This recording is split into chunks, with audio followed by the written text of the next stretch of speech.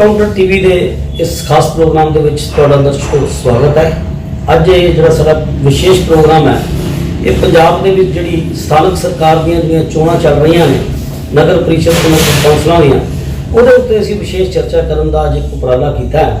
ਤੁਸੀਂ ਜਾਣਦੇ ਜੇ ਕਿ ਅਸੀਂ ਹਮੇਸ਼ਾ ਇਸ ਕਿਸਮ ਦੇ ਪੱਖ ਦੇ ਜਿਹੜੇ ਸਮੇਂ ਦੇ ਵਿਸ਼ੇ ਹੁੰਦੇ ਨੇ, ਉਹ ਲੈ ਕੇ ਅਸੀਂ ਤੁਹਾਡੇ ਤੱਕ ਆਉਂਦੇ ਹਾਂ। ਔਰ ਅੱਜ ਸਾਡੇ ਨਾਲ ਚੇਅਰ ਪ੍ਰੀਸ਼ਦ ਸੇਵਾ ਜਿਹੜਾ ਇਸ ਚਰਚਾ ਦੇ ਵਿੱਚ ਖੱਬੇ ਪਾਸੇ advocate Navjot Singh Jalandhar literary forum ਦੇ ਪ੍ਰੈਜ਼ੀਡੈਂਟ ਨੇ। ਔਰ ਅੱਜ ਇਸ ਚਰਚਾ 'ਚ ਵਿਸ਼ੇਸ਼ ਤੌਰ ਤੇ ਅਸੀਂ ਜਿਹੜਾ ਇਹਦਾ ਲੋਕਲ ਬਾਡੀਜ਼ ਦੇ ਨਾਲ ਜਿਹੜੇ ਚੋਣਾਂ ਹੋ ਰਹੀਆਂ ਨੇ, ਉਹਨਾਂ ਦੇ ਨਾਲ ਜਿਹੜੇ ਮੁੱਦੇ ਨੇ, ਉਹਨਾਂ ਦੇ ਉੱਤੇ ਵਿਸ਼ੇਸ਼ ਨਜ਼ਰਸਾਨੀ ਜਿਹੜੀ ਇਸ ਵੇਲੇ ਕਰ ਰਹੇ ਨੇ। ਵਿਸ਼ੇਸ਼ ਤੌਰ ਤੇ ਸਾਡੇ ਇੱਥੇ ਆਏ ਨੇ ਨਵਾਂ ਸ਼ਹਿਰ ਤੋਂ ਸੋਸ਼ਲ ਵਰਕਰ ਨੇ ਔਰ ਸਪਿਰਿਚੁਅਲ ਇੱਕ ਪਰਸਨੈਲਿਟੀ ਹੈ ਮਨੋਜ ਕੁਮਾਰ ਕੰਡਾ ਜੀ। ਮਨੋਜ ਜੀ ਤੁਹਾਡਾ ਔਰ ਨਵਜੋਤ ਜੀ ਤੁਹਾਡਾ ਇਸ ਪ੍ਰੋਗਰਾਮ 'ਚ ਸਵਾਗਤ ਹੈ।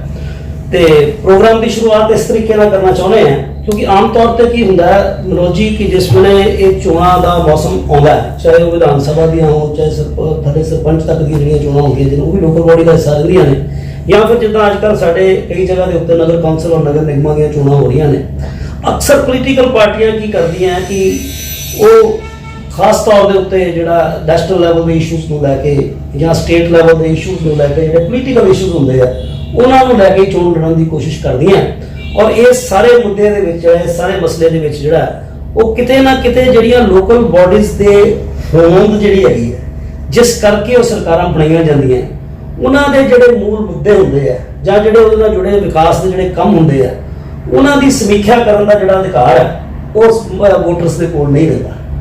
ਸੋ ਤੁਸੀਂ ਕੀ ਮਹਿਸੂਸ ਕਰਦੇ ਜੇ ਕਿ ਇਸ ਵੇਲੇ ਨਵਜੋਤ ਜੀ, ਪਹਿਲਾਂ ਤੁਸੀਂ ਦੱਸੋ ਕਿ ਇਸ ਵੇਲੇ ਜਿਹੜੀਆਂ ਚੋਣਾਂ ਹੋ ਰਹੀਆਂ ਨੇ, ਕੀ ਉਹੀ ਪਰੰਪਰਾ ਦਾ ਨਿਰਵਾਹ ਹੋ ਰਿਹਾ ਹੈ ਜਾਂ ਉਹ ਪੁਰਾਣੀ ਜਿਹੜੀ ਕੋਈ ਨਵੀਂ ਜਿਹੜੀ ਗੱਲ ਕੀਤੀ ਜਾ ਰਹੀ ਹੈ? ਰਿਕੇਸ਼ ਜੀ, ਸਭ ਤੋਂ ਪਹਿਲੇ ਗੱਲ ਹੈ ਕਿ ਜਿਹੜੀ ਸਿਵਿਕ ਕਮਿਊਨਿਟੀ ਸਪੋਰਟ ਹੁੰਦੀ ਸੀ ਕਿਸੇ ਟਾਈਮ ਦੇ ਵਿੱਚ ਹਿੰਦੁਸਤਾਨ 'ਚ ਬਿਨਾਂ ਸਿੰਬਲਸ ਤੋਂ ਹੁੰਦੀ ਰਹੀ ਹੈ।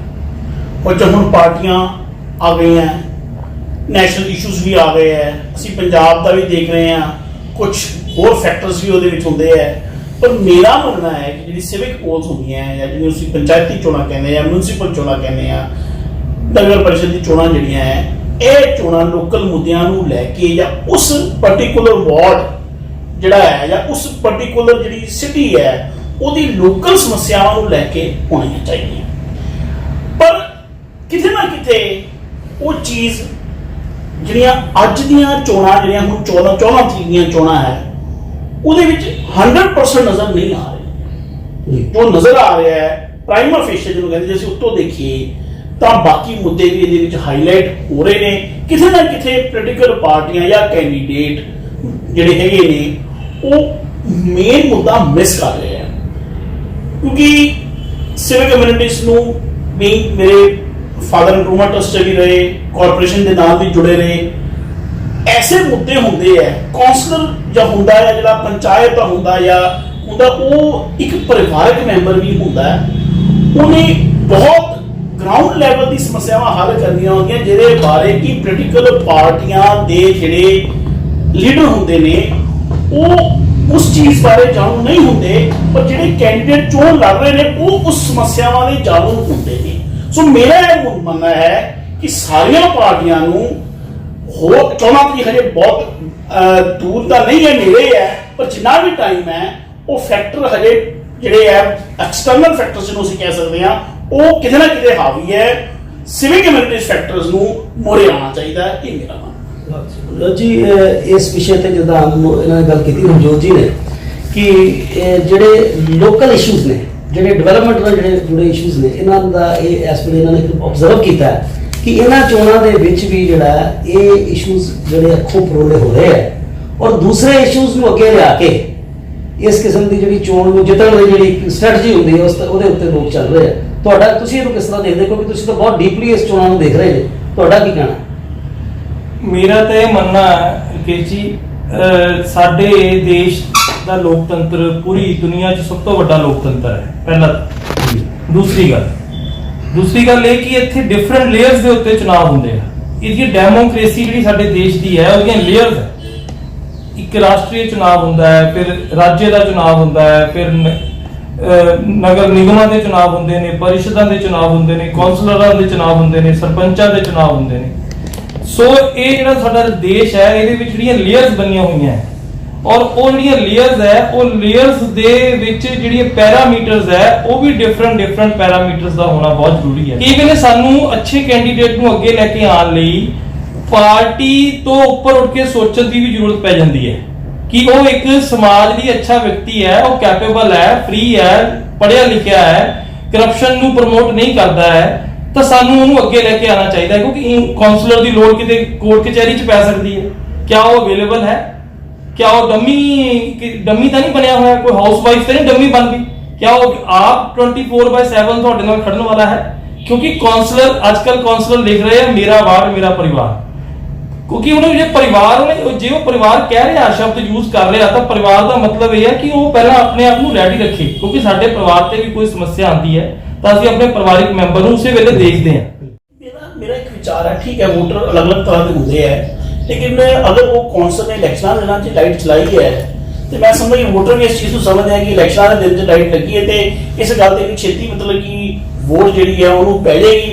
लोग जो भी सिटिंग कौंसल को वोट पाते हैं ABC की कोई भी हो 5 साल का पीरियड पूरा देखते हैं। हाँ इन्हों की गल ठीक है, शॉर्ट पीरियड इमोशंस जरूर होंगे ने पर वो नैशनल इशूज से इमोशंस आ जाते हैं, स्टेट इशूज से आ जाते हैं। जी मैंने गल की कौंसलर की, देखो कौंसलर जी भी किसी भी जो कौंसलर है या जो उतो जित के आया है जो चुनाव प्रतिनिधि है सबसे छोटे लैवल के एनर्जैटिक होना बहुत जरूरी है। ये भी चुनाव लड़ रहे हैं लोग उन्होंने मैं समझा देवा कि ये जी कौंसलरशिप है ये राजगद्दी नहीं है, ये कोई राज नहीं है कि असं बह जाना किसी गद्दी जाके, ये थलड़े लैवल की एक सेवा है, बहुत मेहनत करनी पैंती है। उत्ते कारपोरेशन दफ्तर जाके 4 पौड़ियां ऊपर चढ़निया पैंदियां, 4 उतरनिया पैंदियां, कई बार लिफ्ट भी काम नहीं करती थी। हर डिपार्टमेंट तो फाइल साइन करा के एक अफसर को ओके करा के दूसरे को करा के वर्क ऑर्डर लैके फिर जाके काम तो आता है, फिर उस काम की निगरानी रखनी कि वो काम ठीक हो रहा है कि नहीं हो रहा, उत्थे भी कौंसल चाहिए। So what I mean to say that कि ये वो काम नहीं है कि तुसी भी मैं कौंसल बन गया मैं फोन करा मेरे काम हो जाएंगे। It is very complicated process. जेड़ा भी तुसी कौंसल चुनो मतदाता को अधिकार है, लोकल इशू है। देखो कि कौंसलर जेड़ा इन्होंने गल कही कि उसकी अवेलेबिलिटी है, वो एनर्जेटिक है, वो इन्नी दौड़ भज कर सकता है क्योंकि ये राज नहीं, ये आप वैसे कह देंगे राजनीति के लोग राज नहीं सेवा, बाकी राज का मैंने पता नहीं लेकिन जी कौंसलर लैवल की जी सेवा है सेवा ही है और एनर्जेटिक एनर्जी बहुत ज्यादा चाहिए। और ये मैंने लगता मनोज जी जी गल की कि उन्होंने ये चीज़ा पता होना चाहिए जिदा हाउस सुप्रीम की गल देखो डेमोक्रेसी हाउस ऑलवेज सुप्रीम तो इस किस्म की व्यवस्था को बदलना हले शायद बहुत औखा है। पर तुसी जी गल की भी वो डेडिकेटेड होना चाहिए, सेवावान होना चाहिए, पर मैंने लगता नाल वो सारिया जी गल्लां तुसी क्योंकि एडवोकेट के तौर पर सारा कुछ जानते हैं पर मैंने लगता कि फिर एजुकेटेड होना बहुत जरूरी है। मैं आज एक छोटी जी गल करूंगा। मैं वोटर अवेयरनेस ड्राइव भी आप अपने न्यूज़पेपर से राही चला रहे हैं। मैं कल अपने किसी परिवार के मित्र दोस्त के घर गया, उन्होंने घर बड़ी खुशी की एक लहर उठी हुई थी। मैं क्या भाभी जी की गल हुई, बड़ी खुश हो तुसी? वो कहते अज साडे महल्ले दे विच देखो कितना चानना चढ़ गया, लाइट लग गई। मैं कि 4 साल लगी नहीं? वो कहते नहीं अज चुनाव है ना तो जो साडा काउंसलर सी वो साडे वार्ड च अज लाइट लगवा गया, सिटिंग काउंसलर सी। तो मैं सोचा कि देखो साडे जिहड़े वोटर है वो किन्ने मतलब एक नेरे दे विच जीवन जी रहे हैं कि एक लाइट जिहड़ी बेसिक नैसेसिटी है साडे मतलब साडे गली महल्ले च जिहड़ी चीज नॉर्मल होनी चाहिए है वो चुनाव के दिनां दे विच आके ही क्यों लगे? इस वेले लोकां नूं प्रतिनिधि वो चुनने चाहिए है जिहड़े सेंटर ते स्टेट दीयां स्कीमां नूं पढ़े लिखे होंगे जानते होंगे इंप्लीमेंट कराउण लई थले तक लिया सकते हैं, जानकारी दे सकते हैं। ये जो एजुकेटेड एनर्जेटिक और लेडी ना गल और अवेलेबिलिटी और इंटेलिजेंट और अवेलेबिलिटी भी होनी है। अवेलेबिलिटी इज द फर्स्ट कि तुसी दरवाजे ना खोलो ਤੁਹਾਡੇ घर। मैं एक गल कहना चाहता कि साडा जिहड़ा देश है जिहड़ा लोकतंत्र है एक बड़ी खूबसूरती ये है कि ये ते हर लेयर दे विच हर प्रॉब्लम दा सॉल्यूशन लभण लई लोग अपने आप च सक्षम ने। स्टेट दे चुनाव कराने हैं असं CRPF मंगवा लेने हैं या BSF मंगवाने हैं, असं लोकल पुलिस मंगवाने हैं ताकि क्यों मंगवाने हैं असं इसी करके मंगवाने हैं कि लोग जिहड़े आ लोकां दे अंदर एक आत्मबल बने कि साडी कोई सुरक्षा लई बैठा है क्योंकि ओही चीज इन्हां चुनावां 'च नजर नहीं आ रही। तो इन्हां चुनावां दे विच भी तां पुलिस मंगवाई जा सकदी सी, ਮਤਲਬ ਐਦਾਂ ਜੇ ਲੱਗਦਾ ਹੈ ਕਿ ਇਦਾਂ ਦਾ ਮਾਹੌਲ ਹੈ Paramilitary, ਪੈਰਾਮਿਲਟਰੀ ਕਿਤੇ ਇਹ ਜ਼ਰੂਰੀ ਨਹੀਂ ਵੀ ਸਾਰੀ ਜਗ੍ਹਾ ਇੱਕੋ ਜਿਹਾ ਮਾਹੌਲ ਹੋਵੇ। ਜਿੱਥੇ ਜੈਸੀ ਜ਼ਰੂਰਤ ਹੈ। ਜਿੱਥੇ ਜਿੱਥੇ ਲੱਗਦਾ ਹੈ ਕਿ ਫੀਡਬੈਕ, ਕਿਉਂਕਿ ਗਵਰਨਮੈਂਟ ਦੀ ਮਸ਼ੀਨਰੀ ਪੂਰੇ ਵਰਲਡ 'ਚ ਥੱਲੇ ਤੱਕ ਬੈਠੀ ਹੁੰਦੀ ਹੈ, ਗਵਰਨਮੈਂਟ ਦੇ ਡੀਸੀਜ਼ ਬੈਠੇ ਨੇ, ਐਸਐਸਪੀਜ਼ ਬੈਠੇ ਨੇ, ਉਹਨਾਂ ਕੋਲ ਫੀਡਬੈਕ ਜਨ ਸੈਕਟਰੀ ਹੁੰਦਾ ਹੈ ਗਵਰਨਮੈਂਟ ਦਾ, ਉਹ ਫੀਡਬੈਕ ਦਿੰਦਾ ਹੈ, ਗਵਰਨਰ ਬੈਠਾ ਹੈ ਇੱਥੇ ਆਪਣੀ ਸਟੇਟ ਦੇ ਵਿੱਚ, ਉਹ ਹਰ ਚੀਜ਼ ਆਬਜ਼ਰਵ ਕਰਦੇ ਆ, ਪੇਪਰਸ ਵਿੱਚ ਛਪ ਰਿਹਾ ਹੁੰਦਾ ਹੈ, ਉਹ ਉਹਨੂੰ ਫੀਡਬੈਕ ਦੇਣਾ ਉੱਪਰ ਵੀ ਐਸੀ ਰੀਚ ਪ੍ਰੋਬਲਮ ਚੱਲ ਰਹੀ ਹੈ। ਮੇਰਾ ਤਾਂ ਮੰਨਣਾ ਹੈ ਕਿ ਚਲੋ ਫੋਰਸ ਨਵੀਂ ਲੱਗਣੀ ਹੈ ਕਿ ਪਬਲਿਕ ਨੂੰ ਵੀ ਚਾਹੀਦਾ ਕਿ ਆਪਣਾ ਜਿਹੜਾ ਹੈ ਸੈਲਫ ਜਿਹੜਾ ਹੈ ਉਹ ਚੀਜ਼ ਨੂੰ ਸੈਲਫ ਕੰਟਰੋਲ ਜਿਹੜਾ ਚਾਹੀਦਾ, ਔਰ ਆਪਣਾ ਜੋ ਵੀ ਉਹਨਾਂ ਦੇ ਮਨ 'ਚ ਹੈ ਜਾਗਰੂਕ ਦਰਸ਼ਕੋ, ਇਸ ਚਰਚਾ ਤੋਂ ਨਿਕਲ ਕੇ ਬੇਨਤੀਆਂ ਜਿਹੜੀਆਂ ਆਈਆਂ ਉਹ ਇਹੀ ਆਈਆਂ ਵੀ ਇੱਕ ਤਾਂ ਆਪਣੀ ਡੈਮੋਕ੍ਰੇਸੀ ਦੇ ਵਿੱਚ ਹਿੰਸਾ ਦੀ ਕੋਈ ਵੀ ਜਗ੍ਹਾ ਨਹੀਂ ਹੈਗੀ, ਸੋ ਤੁਹਾਨੂੰ ਵੀ ਸਾਰਿਆਂ ਨੂੰ ਇਸ ਹਿੰਸਾ ਦਾ ਖੁੱਲ੍ਹ ਕੇ ਵਿਰੋਧ ਕਰਨਾ ਚਾਹੀਦਾ ਔਰ ਆਪਣੇ ਡੈਮੋਕ੍ਰੈਟਿਕ ਰਾਈਟ ਨੂੰ ਨਿਰਭੈ ਹੋ ਕੇ ਜਿਹੜੀ ਹੈ ਚੰਗੇ ਲੋਕਾਂ ਨੂੰ ਚੁਣਨਾ ਚਾਹੀਦਾ।